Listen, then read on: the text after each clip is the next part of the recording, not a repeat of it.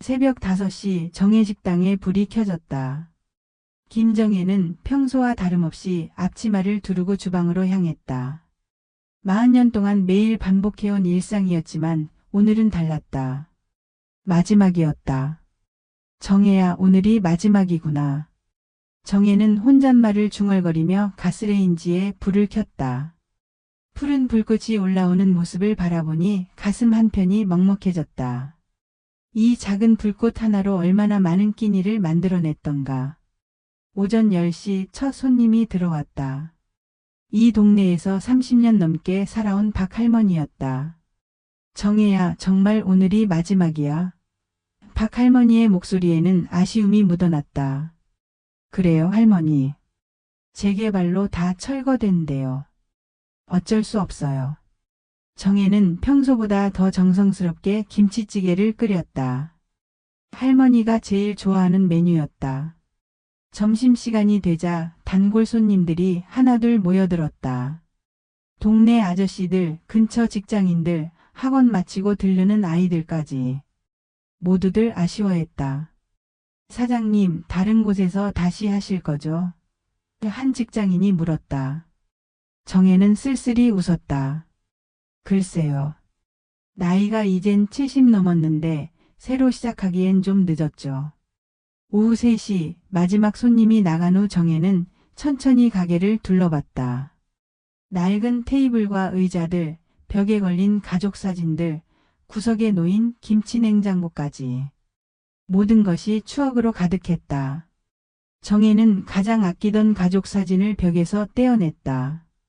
남편이 살아있을 때 찍은 사진이었다. 세 아이들이 어렸을 때의 모습이 선명했다. 도연이는 초등학생, 준호는 유치원생, 서연이는 갓난아기였다. 여보, 우리 고생 많이 했죠. 애들은 다 잘 컸고. 정혜는 사진 속 남편의 얼굴을 어루만졌다. 해가 지자 정혜는 서랍을 정리하기 시작했다. 낡은 가계부들, 단골 손님들의 전화번호가 적힌 수첩, 아이들이 어렸을 때 그려준 그림들. 하나하나가 소중한 보물 같았다. 마지막 서랍을 열었을 때 정혜의 손이 멈췄다. 두꺼운 봉투 하나가 깊숙이 감춰져 있었다. 봉투 겉면에는 재개발 보상금 지급 통보서라고 적혀 있었다. 정혜는 조심스럽게 봉투를 열어봤다. 180억 원. 상상도 못한 큰돈이었다.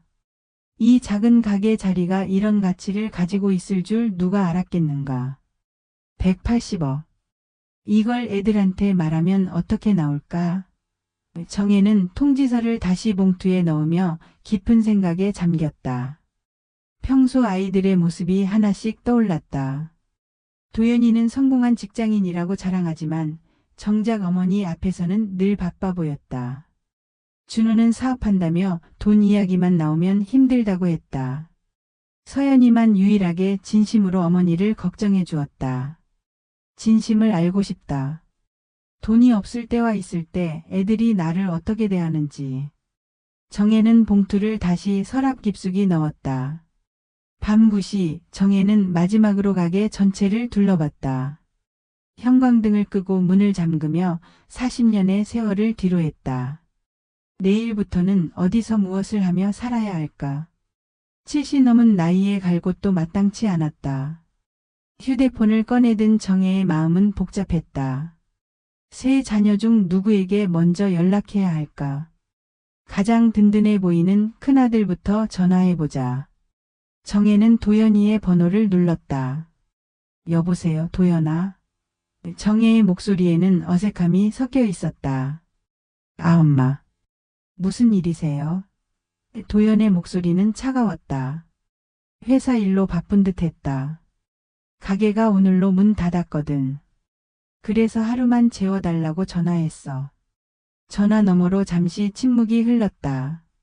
도연이 무언가를 망설이는 것 같았다. 엄마, 집이 지금 좀 어수선해서요. 아이들 학원 때문에 정신없고 미선이도 컨디션이 안 좋고.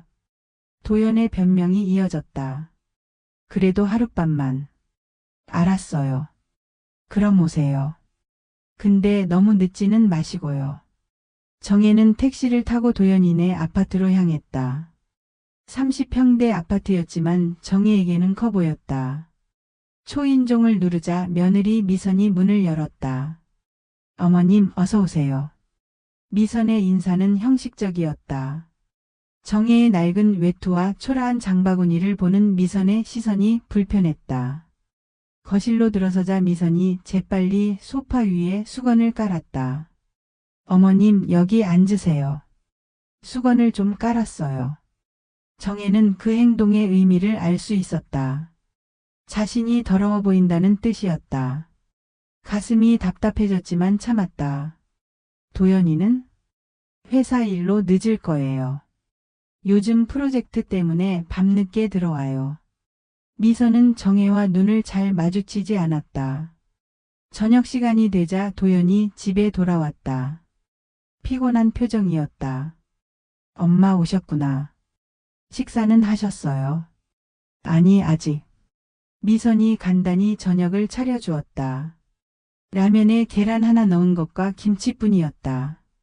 정혜는 40년 동안 남들 먹여 살린 사람이었지만 아무 말 하지 않았다. 엄마 앞으로 계획은 어떻게 하실 거예요? 도연이 조심스럽게 물었다. 글쎄 나도 모르겠다. 일단 당분간은. 엄마 솔직히 말씀드리면요. 미선이 끼어들었다. 어머님이 이런 모습이시면 이웃들이 뭐라고 하시겠어요? 우리도 체면이 있고요. 정혜는 무슨 말인지 알 수 있었다. 자신의 초라한 모습이 아들 가정에 피해를 준다는 뜻이었다. 이웃들 체면이 그렇게 중요해? 정혜의 목소리에 서운함이 묻어났다. 그런 게 아니라 어머님도 편하게 지내셔야죠. 여기는 공간도 좁고. 도연이 변명했다. 미선이 거들었다. 어머님, 요즘 실버타운이나 복지시설들이 정말 좋아졌어요. 제대로 된 곳 알아보시는 게 어떨까요? 정혜는 씁쓸하게 웃었다. 결국 자신을 떠넘기려는 것이었다. 40년 동안 이 아들을 키우기 위해 얼마나 고생했는데. 그날 밤 정혜는 작은 방에 누워 잠을 이루지 못했다. 옆방에서 들려오는 도연과 미선의 대화 소리가 귀에 들렸다. 당분간이 얼마나 될지 모르잖아.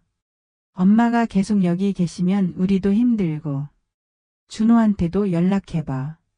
형만 부담질 일은 아니잖아. 정혜의 가슴이 쓰라렸다. 자신이 짐이 되고 있다는 것을 온몸으로 느끼고 있었다. 서랍 속 그 봉투가 떠올랐다. 180억 원. 그 돈이 있다는 것을 안다면 이들의 태도는 어떻게 달라질까? 새벽녘 정혜는 조용히 일어나 짐을 쌌다. 더는 이 집에 있고 싶지 않았다. 아침 일찍 둘째 아들 준호에게 전화를 걸었다. 준호야, 엄마다. 아, 엄마. 벌써 일어나셨어요? 무슨 일이세요? 준호의 목소리는 아직 잠에 취해 있었다. 정혜는 형님 집에서 있었던 일을 자세히 말하지 않고 그저 하루 재워달라고 했다. 엄마, 요즘 저희 집 형편이 좀 빠듯해서요. 사업이 잘 안 되고 소희도 아르바이트하고. 준호의 변명이 시작됐다. 하룻밤만이야. 제발. 전화 너머로 준호가 부인과 이야기하는 소리가 들렸다. 한참 후에 대답이 왔다. 그럼 오세요. 근데 집이 좁아서 불편하실 거예요. 정혜는 도연이네 집을 나와 준호네로 향했다. 다세대 주택 2층에 있는 작은 집이었다. 소희가 문을 열어주었다.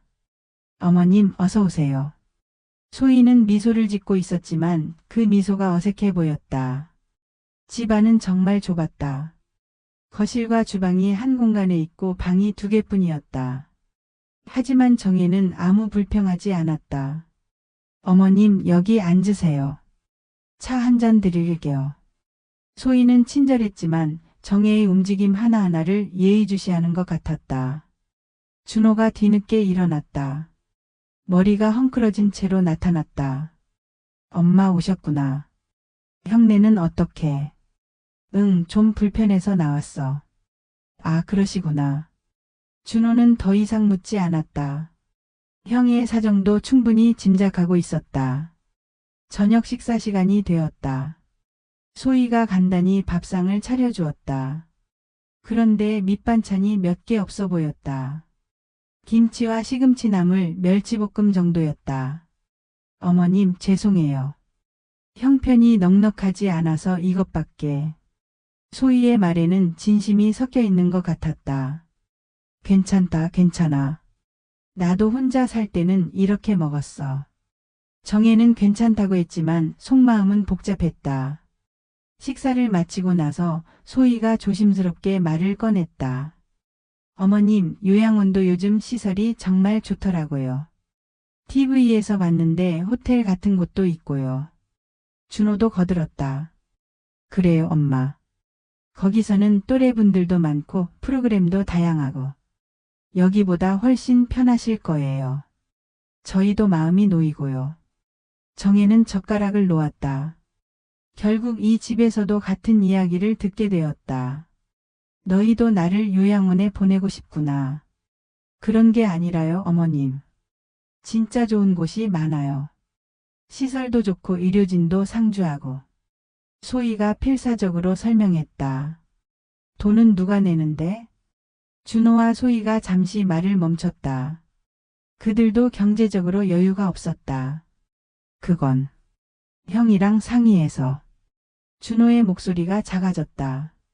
그날 밤 정혜는 거실 소파에 누워 있었다. 좁은 집이라 방을 내줄 수도 없었다. 부엌에서 들려오는 준호와 소희의 대화 소리가 들렸다. 형이 떠넘겼네. 진짜 무책임해. 준호의 불만이 터져 나왔다. 우리도 힘든데 어떻게 해. 어머님이 계속 계시면 생활비도 더 들고. 소희의 현실적인 걱정이었다. 서연이한테 연락해볼까? 막내니까 좀 더 정이 있을 거 아냐. 서연이도 형편이 어려운 거 알잖아. 원룸에서 애 둘 키우면서. 정혜는 담요를 머리까지 끌어올렸다. 아들 둘에게서 같은 대접을 받고 있었다. 돈도 없고 능력도 없는 늙은 짐덩어리 취급이었다. 새벽에 정혜는 서연에게 전화를 걸었다. 마지막 희망이었다. 막내딸만이라도 자신을 진심으로 받아주기를 바랐다. 엄마? 서연의 목소리에는 걱정이 묻어났다. 새벽에 걸려온 전화였기 때문이다. 서연아, 엄마야. 미안하다, 이른 시간에. 괜찮아요, 엄마. 무슨 일이에요? 목소리가 이상해요. 정혜는 지난 이틀간의 일들을 간단히 말했다. 가게 문을 닫은 것, 형들 내 집을 전전한 것까지. 엄마, 지금 어디 계세요? 당장 우리 집으로 오세요. 서연의 목소리에는 주저함이 전혀 없었다. 오히려 왜 진작 연락하지 않았느냐는 투였다. 서연아, 너네 집은 좁잖아. 민폐 끼칠까? 무슨 민폐요? 엄마가 우리한테 무슨 민폐예요? 당장 오세요. 서연이 사는 곳은 반지하 원룸이었다. 신혼 때부터 살고 있는 집으로 아이 둘을 키우기에는 너무 좁았다. 하지만 정혜를 보자마자 서연은 달려와 어머니를 끌어안았다. 엄마, 고생 많으셨어요. 왜 진작 연락 안 하셨어요? 정혜는 딸의 품에서 눈물이 왈칵 쏟아졌다. 이틀 동안 쌓인 서러움이 한꺼번에 터져 나왔다. 우리 엄마 울지 마세요. 이제 여기서 지내세요. 서연은 어머니의 등을 토닥이며 위로했다. 서연의 남편 태수도 배달일을 마치고 돌아왔다. 피곤한 기색이 역력했지만 장모를 보자 반갑게 인사했다. 어머님, 어서 오세요. 저희가 모시겠어요. 태수야, 고맙다. 잠깐만 있다 갈게. 뭐려? 계속 계세요. 좁긴 하지만 가족끼리 사는 게 최고죠. 아이들도 할머니가 오신다고 좋아했다. 초등학생인 큰아이는 할머니께 자신의 그림을 보여드리고 싶다고 했고 5살 둘째는 할머니 무릎에 앉아 떨어지지 않았다. 저녁이 되자 서연이 정성스럽게 식사를 준비했다. 반찬은 많지 않았지만 하나하나가 정성스러웠다. 무엇보다 가족이 함께 둘러앉아 먹는 밥상에 따뜻함이 있었다. 엄마 많이 드세요. 오랜만에 우리 엄마 해드리는 밥이에요. 서연은 계속해서 정혜의 밥그릇에 반찬을 올려주었다. 서연아, 너희가 먹어야지. 저희는 매일 먹는데 뭐려. 엄마가 더 많이 드세요. 식사를 하면서 정혜는 서연 가족의 생활을 자세히 들여다볼 수 있었다. 태수는 새벽부터 밤늦게까지 배달 일을 했고 서연은 동네 문화센터에서 미술을 가르치며 아이들을 돌봤다. 둘 다 열심히 살고 있었지만 경제적으로는 빠듯해 보였다. 밤이 되자 서연은 방 한쪽을 정리해서 어머니께 자리를 만들어 드렸다. 엄마 여기서 주무세요. 불편하시면 말씀하세요. 고맙다 서연아. 그런데 너희는 어디서 자니? 저희는 거실에서 자요. 괜찮아요. 정혜는 가슴이 먹먹했다. 이미 좁은 집인데 자신 때문에 가족들이 더 불편해지고 있었다. 하지만 서연은 전혀 불편하다는 기색을 보이지 않았다. 그날 밤 정혜는 잠을 이루지 못하고 생각에 잠겼다. 세 자녀가 보인 반응이 너무 달랐다. 도연이와 준호는 자신을 짐으로 여겼지만 서연이만은 진심으로 반가워했다. 서랍 속 그 봉투가 다시 떠올랐다. 180억 원. 이 돈이 있다는 것을 안다면 아들들의 태도는 완전히 달라질 것이다. 하지만 서연이는 어떨까? 서연이도 돈을 안다면 달라질까? 정혜는 딸의 생활고를 보며 마음이 흔들렸다. 이 좁은 집에서 아이 둘을 키우며 어머니까지 모시겠다는 서연이가 기특하면서도 안쓰러웠다. 며칠이 지나자 서연 가족의 일상에 조금씩 변화가 생겼다. 생활비는 더 들어가고 공간은 더 좁아졌다. 하지만 아무도 불평하지 않았다. 오히려 정혜가 스스로 미안해했다. 일주일이 지난 어느 날 정혜가 아이들과 공원에서 산책을 하고 돌아오니 익숙한 차 한 대가 집 앞에 서 있었다. 도연이의 차였다. 집 안에는 도연이와 준호가 앉아 있었다. 서연이 어색한 표정으로 차를 대접하고 있었다. 형들 왜 갑자기? 엄마 때문에 왔지.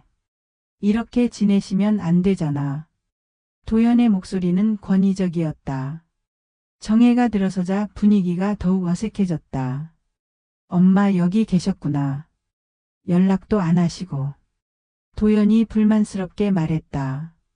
연락할 게 뭐가 있어. 너희들 집에서는 환영받지 못했잖아. 정혜의 대답이 날카로웠다. 준호가 나섰다. 엄마 그런 뜻이 아니었어요. 단지 더 좋은 환경에서 지내시라는 뜻이었어요. 더 좋은 환경이라니?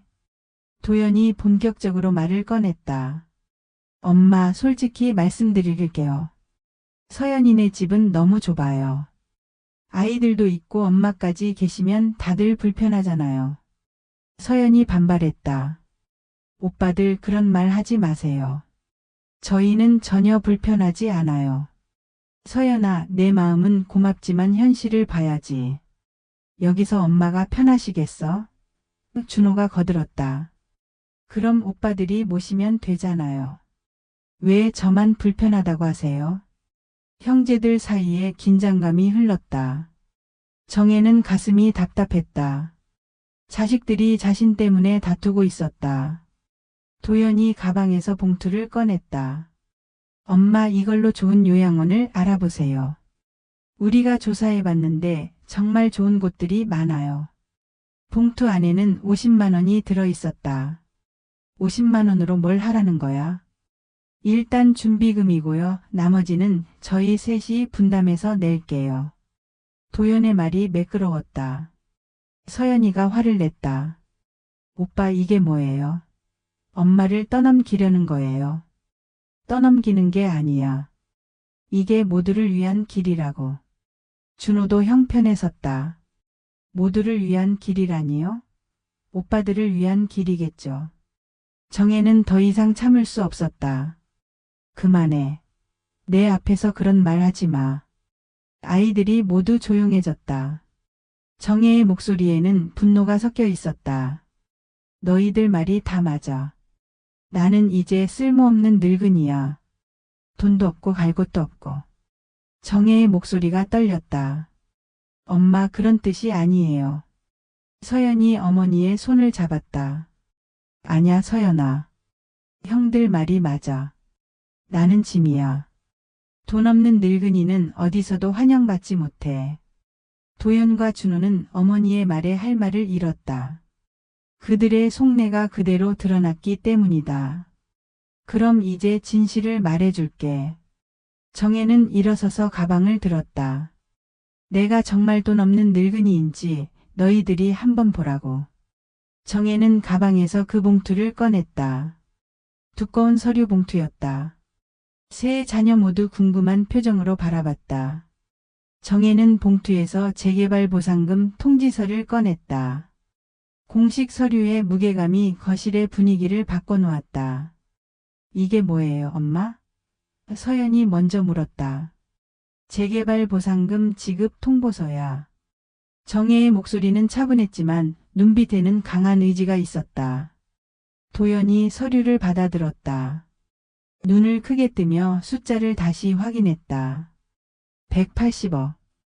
180억 원이라고 쓰여 있는데요. 준호도 황급히 서류를 들여다봤다. 엄마 이게 진짜예요. 진짜가 아니면 뭐겠니? 우리 식당 자리가 재개발 핵심 구역이래. 40년 전에 몇 천만 원에 산 그 땅이 이제 180억이 됐어. 거실이 순간 조용해졌다. 세 남매는 서로를 바라보며 말을 잇지 못했다. 특히 도연과 준호의 표정 변화가 극명했다. 엄마 그럼 왜 진작 말씀 안 하셨어요? 도연의 목소리가 떨리기 시작했다. 왜 말을 안 했겠니? 너희들 진심을 알고 싶었거든. 정혜는 차갑게 대답했다. 준호가 무릎을 꿇기 시작했다. 엄마 죄송해요. 제가 잘못 생각했어요. 도연도 당황하며 말을 더듬었다. 엄마 저희가 오해했어요. 요양원 이야기도 진짜 엄마를 위해서. 위해서라고? 정혜의 목소리에 분노가 섞였다. 50만 원 들고 와서 나를 요양원에 처박으려던 게 나를 위해서였다고? 이때 복도에서 발소리가 들렸다. 도연의 아내 미선과 준호의 아내 소희가 함께 들어왔다. 두 며느리는 급한 연락을 받고 온 것 같았다. 어머님 안녕하세요. 미선의 인사톤이 평소와 완전히 달랐다. 공손하고 정중했다. 소희도 마찬가지였다. 어머님 저희가 늦었네요. 두 며느리는 이미 남편들로부터 상황을 들었던 것 같았다. 180억이라는 숫자가 전부 다 말해주고 있었다. 미선이 정혜 앞에 무릎을 꿇었다. 어머님 죄송합니다. 제가 어머님을 제대로 모시지 못했어요. 소희도 따라서 무릎을 꿇었다. 어머님 저희가 어머님을 모실게요. 저희 집이 좁긴 하지만. 정혜는 냉소적으로 웃었다. 갑자기 왜 이래? 며칠 전까지만 해도 나는 더러운 짐덩어리였잖아. 그런 게 아니었어요, 어머님. 저희가 경제적으로 힘들어서. 미선이 변명했다. 경제적으로 힘들어서 소파에 수건을 깔고 체면 때문에 요양원을 보내려 했다고? 정혜의 기억력은 정확했다. 도연이 식은땀을 흘리며 말했다. 엄마 정말 죄송해요. 제가 잘못 생각했어요. 이제부터 제대로 모실게요. 제대로 모시겠다고? 어떻게? 저희 집 큰 방을 어머님께 드릴게요. 그리고 용돈도 매달 드리고. 미선이 급하게 말했다. 준호도 거들었다. 엄마 저희도 이사할게요. 더 큰 집으로 이사해서 어머님을 모실게요. 갑자기 집도 구하고 용돈도 주겠다고? 정혜는 비웃었다. 그 돈 어디서 나는데?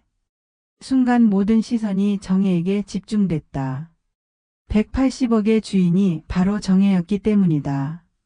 서연이 조용히 말했다. 엄마 오빠들이 진심으로 후회하고 있는 것 같아요. 서연아, 넌 아직도 모르겠니? 정혜는 딸을 바라봤다. 이 사람들이 지금 나를 보는 게 아니야. 180억을 보고 있는 거야. 정혜는 일어서서 창밖을 바라봤다. 돈이 없을 때는 짐 취급하더니 돈이 있으니까 갑자기 효자 효부가 됐네. 엄마, 그게 아니에요. 저희가 정말. 도연이 필사적으로 변명했다. 아니라고? 그럼 내가 다시 가난해지면 어떻게 할 거야? 또 요양원 보내려고 할 거 아니야? 아무도 대답하지 못했다. 정혜의 말이 너무 정확했기 때문이다. 정혜는 다시 서류를 봉투에 넣었다. 이제 내 결정을 말해줄게. 모든 사람들이 숨을 죽이고 정혜를 바라봤다. 180억의 운명이 걸린 순간이었다. 내일 변호사를 부를 거야. 정혜의 목소리는 단호했다. 변호사요? 왜요? 도연이 불안해하며 물었다. 유언장을 작성할 거야. 상속 관련해서. 거실의 공기가 얼어붙었다. 모든 시선이 정혜에게 쏠렸다. 미선이 급하게 말했다. 어머님, 그런 이야기는 아직 이르시잖아요. 어머님 건강하시는데. 이르지 않아. 나이 70 넘었는데 언제 죽을지 몰라. 정혜는 차갑게 말했다. 준호가 조심스럽게 물었다. 엄마, 그럼 상속은 어떻게? 궁금하지?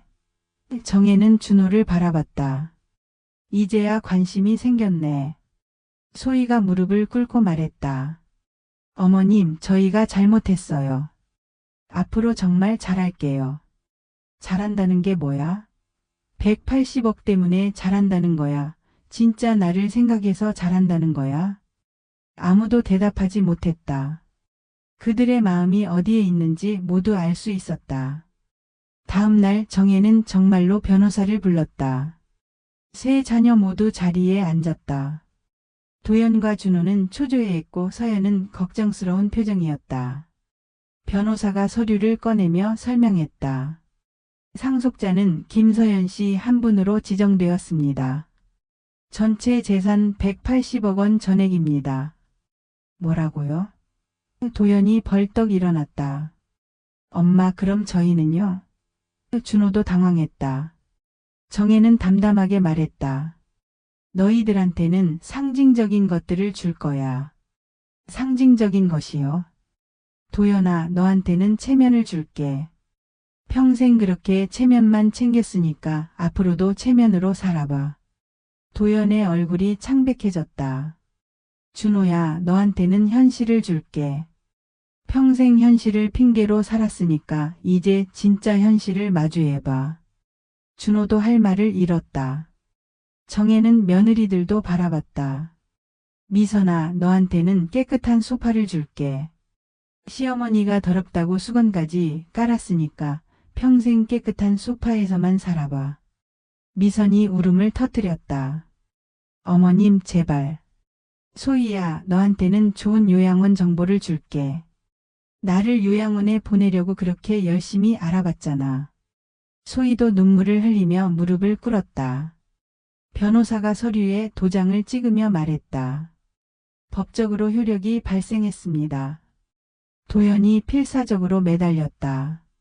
엄마, 다시 생각해 보세요. 저희가 정말 잘못했어요. 다시 생각하라고? 나는 일주일 동안 충분히 생각했어.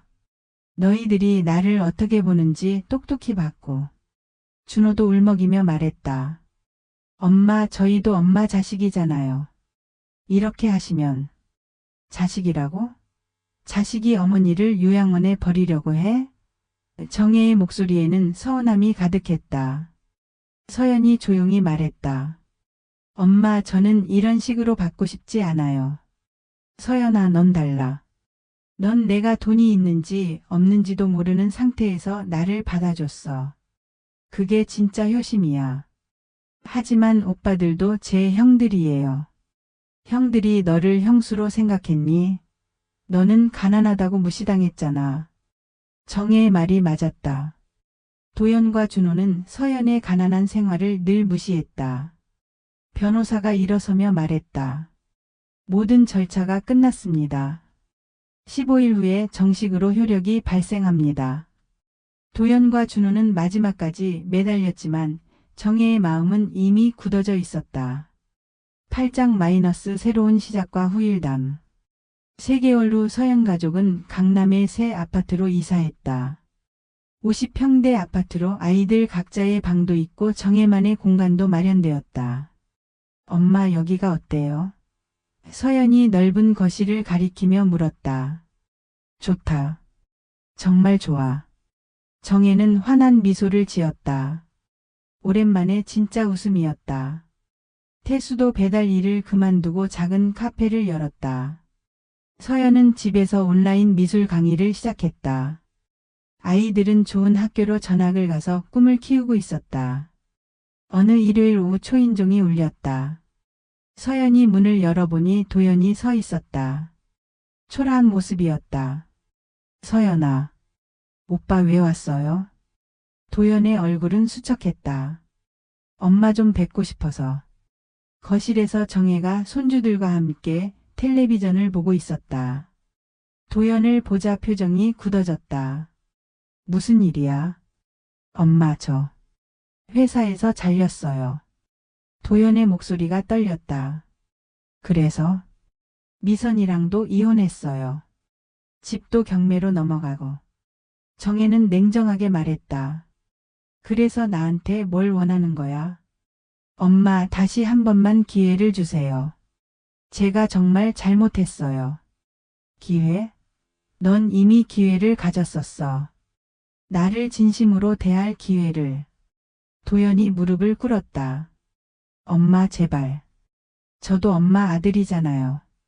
아들이라고? 아들이 어머니를 소파에 수건 깔고 앉히냐? 정혜의 기억은 여전히 선명했다. 그때의 모욕감을 잊을 수 없었다. 일주일 후에는 준호가 찾아왔다. 그도 사업에 실패해서 빚더미에 앉았다고 했다. 소희와도 별거 상태라고 했다. 엄마 저만 도와주세요. 정말 마지막이에요. 마지막이라고? 내가 나를 요양원에 보내려 했을 때도 마지막이었어. 엄마 제가 미쳤었어요. 정말 후회하고 있어요. 후회해도 늦어. 나는 이미 결정했어. 두 아들 모두 빈손으로 돌아가야 했다. 정혜는 단 한 푼도 주지 않았다. 저녁 시간 서연이 조심스럽게 물었다. 엄마 오빠들이 너무 불쌍해 보여요. 불쌍하다고? 서연아 넌 아직도 모르겠니? 그래도 제 오빠들인데. 정혜는 발코니로 나가 서연을 불렀다. 도시의 야경이 아름다웠다. 서연아 180억의 진짜 가치가 뭔지 알겠니? 돈 자체요? 아니야. 이 돈이 나한테 가르쳐준 게 있어. 누가 진짜 내 편인지, 누가 진짜 나를 사랑하는지. 서연이 어머니의 손을 잡았다. 내 오빠들은 내가 돈이 없을 때 나를 버렸어.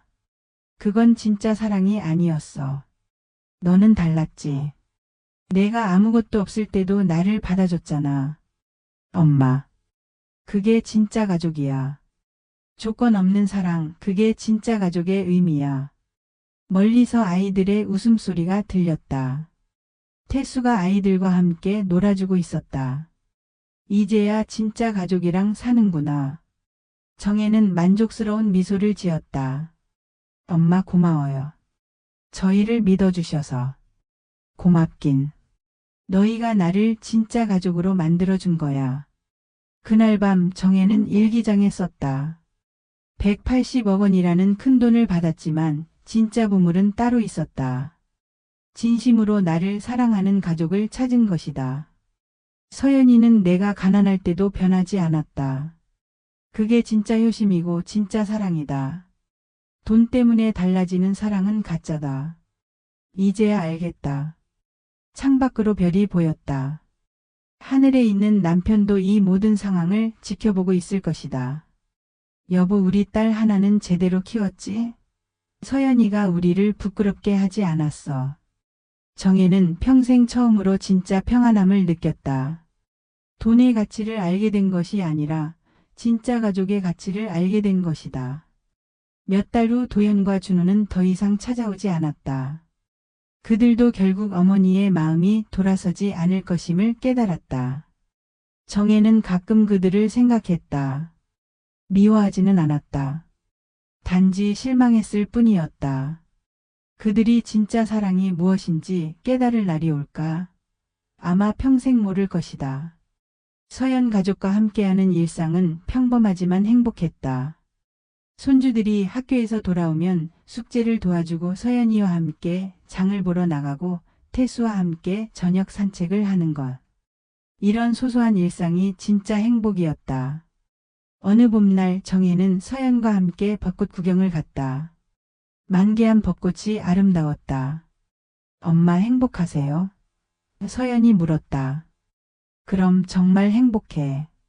이렇게 행복한 적이 언제였나 싶어. 저도 엄마랑 함께라서 행복해요. 정혜는 딸의 손을 꼭 잡았다. 70년 넘는 인생에서 가장 아름다운 순간이었다. 180억 원이라는 거대한 유산은 정혜에게 단순한 돈 이상의 의미를 주었다. 그것은 인간의 본성을 보여주는 거울이었고 진짜 사랑과 가짜 사랑을 구분하는 시험지였다. 결국 정혜가 얻은 진짜 유산은 돈이 아니었다.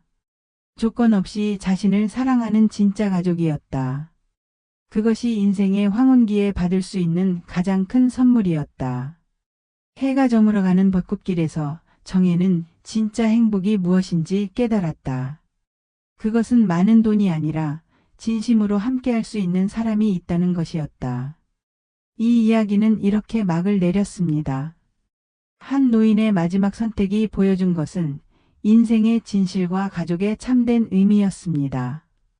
어떠셨나요? 정말 여러 감정이 오가는 이야기였죠. 부모의 진심과 자식들의 속마음이 이렇게 뚜렷하게 드러날 줄 누가 알았겠습니까? 여러분은 어떻게 생각하시나요? 김정혜 할머니의 선택 과연 옳았다고 보시나요? 댓글로 여러분의 의견을 남겨주세요. 오늘 영상이 의미 있으셨다면 좋아요와 구독 부탁드리고 다음에도 더 깊이 있는 이야기로 찾아뵙겠습니다. 감사합니다.